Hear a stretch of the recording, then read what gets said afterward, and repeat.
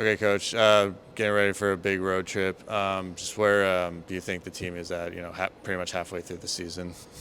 Yeah, we're excited to go on this trip. It's another opportunity for us to continue to get better. I feel like we had a heartbreaker Monday against Montana State. 2-point loss against a very good team. I think that we're just improving every day, like we want, and they're just showing so much fight and resilience. I'm super proud of the way they're playing and how hard they're playing. Yeah, going off the game, definitely the defense. It's getting back to the level you want it to be at.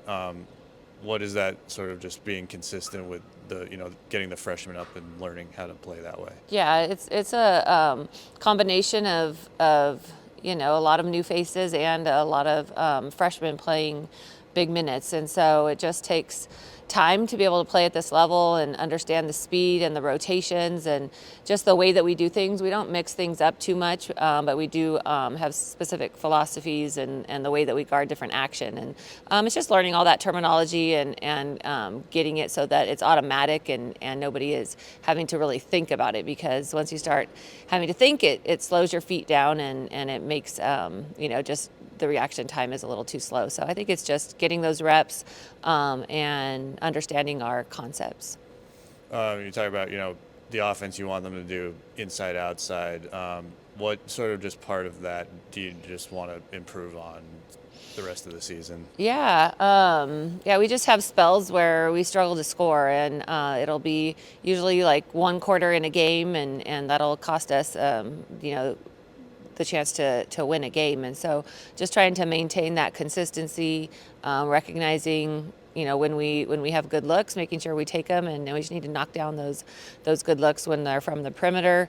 I think getting downhill, getting to the free throw line, we need to make sure we're trying to do that a little bit more. I think sometimes when your shooting is off a little bit, you start to take tougher shots rather than try to get more interior shots. So just kind of recognizing that in the moment and trying to flip that switch.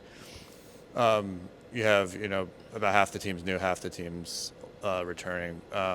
Bella's one of the returners. What do you think, from her, just sort of having that, veteran experience in the paint, and she can help JC and Courtney sort of learn that position? Yeah, Bella is awesome. She's been around in the program. Unfortunately, she had some injuries, so she has been here for 3 years, but has only participated in 2. So she really understands our philosophies. Is a great culture piece to our team. Is a great leader and teammate, and she just kind of takes those younger players under her wing and really explains what we expect and really helps them. It isn't a competitive type of situation when with the position. It's more of our position, and we're going to do this and this to make sure that we do it well. So Bella is just a great person. She's really finding her own on the court as well, and we're super excited for the growth that she's already made and for the future as well. Just obviously having to rely on some of the freshmen. Emily's one of those. She sort of found her way into the rotation. What have you seen from her, from the first game to now? Yeah.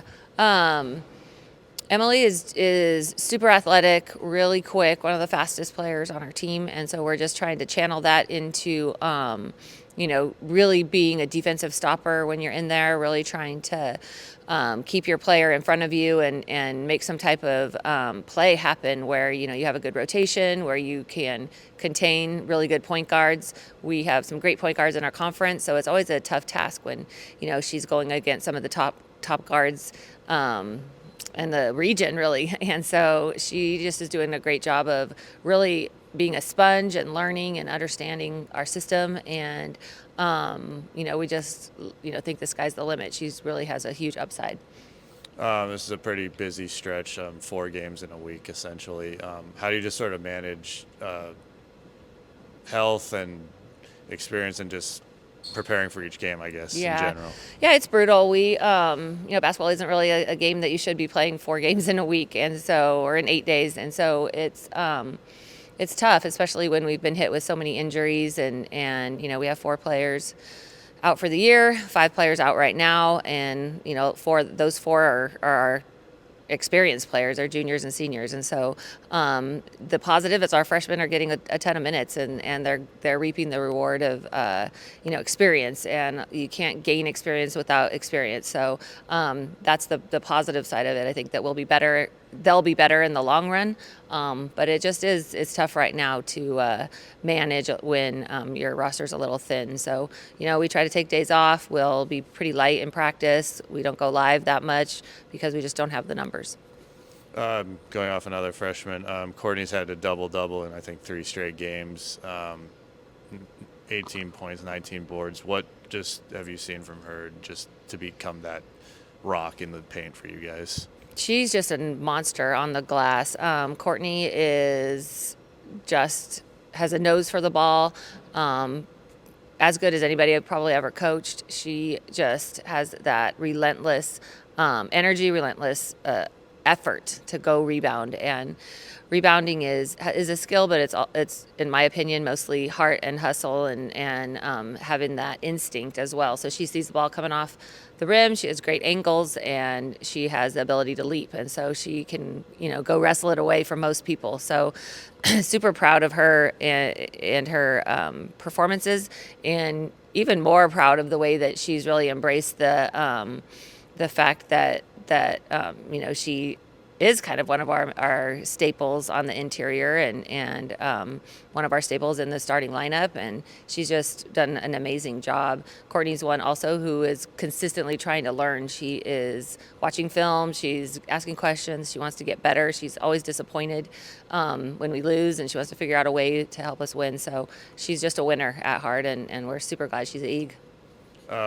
Going in to face NAU, they're second in the conference. Just what do you see from them that they've just sort of maintained from last year, I guess? Yeah, their NAU is tough. They preseason number 1 in the conference. They got knocked off by Montana State last week, but they'll have another battle with them. They have all 5 starters are returners. They lost a couple to graduation and then have most everybody back. And so they're similar to, I feel, how we were last year, where you have, your core back. They just kind of hit the ground running. They're playing really well.